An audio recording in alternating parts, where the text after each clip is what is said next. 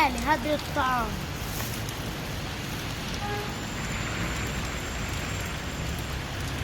لمن تضعين الخبز في الماء يا مريم؟ الحمام.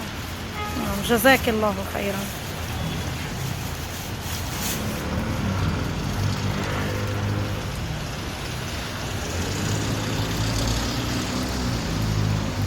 وعلى نظافة بلادنا الجميلة.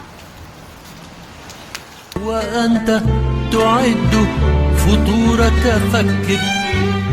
فكر بغيرك، لا تنس قوت الحمام. وأنت تعد فطورك فكر بغيرك، لا تنس قوت الحمام. وأنت تعد فطورك